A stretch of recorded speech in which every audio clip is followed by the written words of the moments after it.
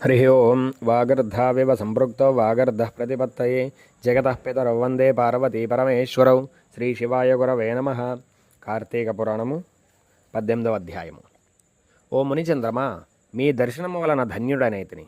నా సంశయములను తీర్చి జ్ఞానోదయం చేసితిని. నేటి నుండి మీకు శిష్యుడనైతిని.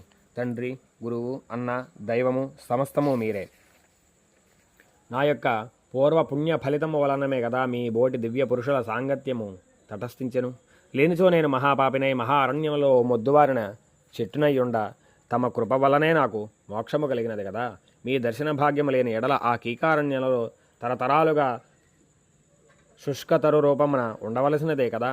అట్టి నేనెక్కడ, మీ దర్శనం ఎక్కడ, నాకు సద్గతి ఎక్కడ, పుణ్యఫల ప్రధానముగు ఈ కార్తీక మాసం ఎక్కడ, పాపాత్ముడగు నేనెక్కడ, ఈ విష్ణువాలయమందు ప్రవేశించు ఎక్కడ?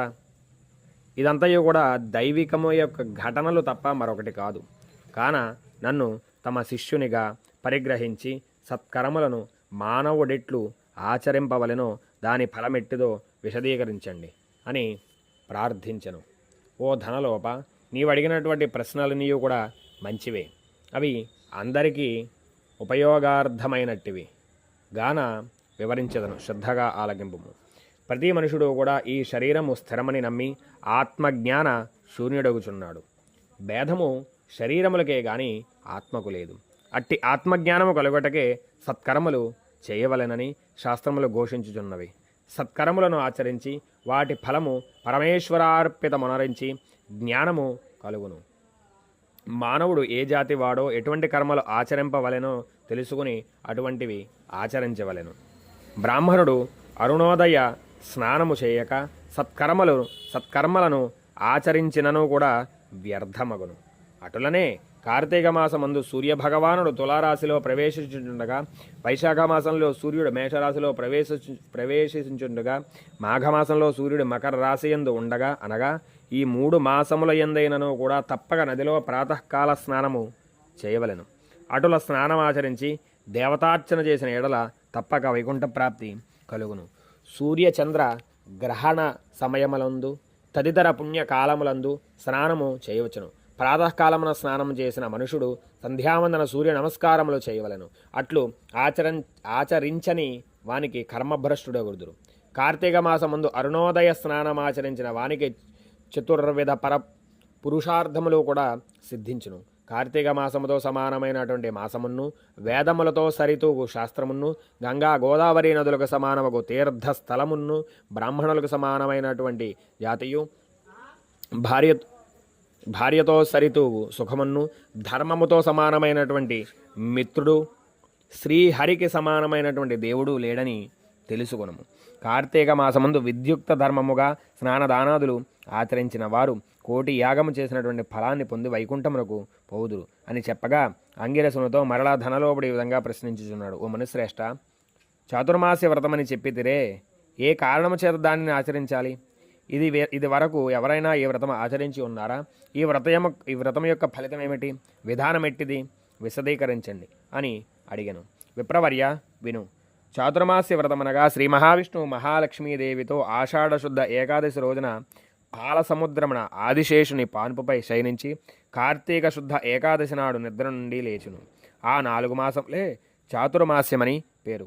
అనగా ఆషాఢశుద్ధ ఏకాదశికి శయన ఏకాదశిని, కార్తీక శుద్ధ ఏకాదశికి ఉత్థాన ఏకాదశి అని పేరు వచ్చెను. ఈ 4 మాసములు దీక్షతో ఉండి చేయు వ్రతమునకు చాతుర్మాస్య వ్రతమని పేరు. ఈ 4 మాసములతో శ్రీహరి ప్రీతి కొరకు స్నాన దాన జప తపాది సత్కార్యములు చేసిన ఎడల పూర్ణఫలము కలుగును. ఈ సంగతి మహావిష్ణువు వలన తెలుసుకుని ఉంటిని, కాన ఆ సంగతులు నీకు తెలియజేస్తున్నాను.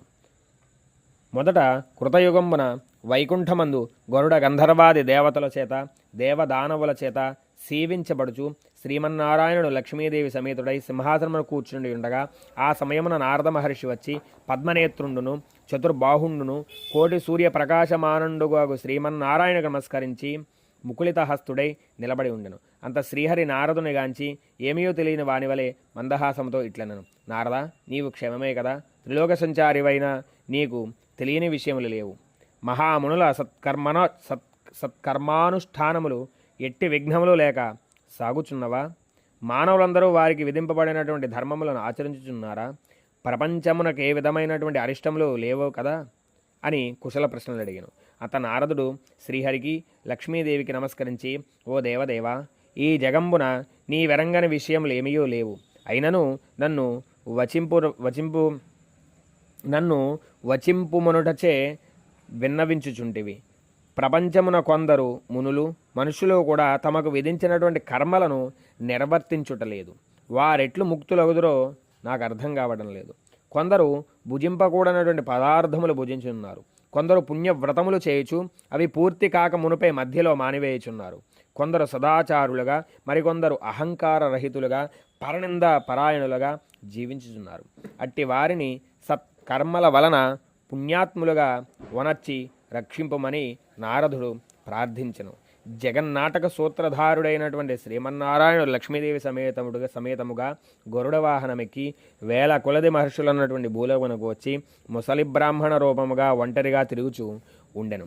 ప్రపంచమంతయు కూడా తన మాయారూపమును నిరీక్షించి రక్షించుచున్నటువంటి దామోదరుడు వారి వారి భక్తి శ్రద్ధలను పరీక్షించుచుండెను.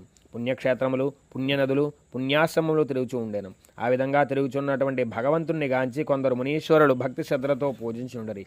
మరికొందరు ముసలివాడని ఎగతాళి చేస్తూ ఉండరి. కొందరు ఈ ముసలివాడితో మనకేమీ పని ఉండదని ఊరుకుండిరి. కొందరు గర్విష్ఠులై, మరికొందరు కామాంధులై శ్రీహరిని కన్నెత్తి చూడకుంటిరి.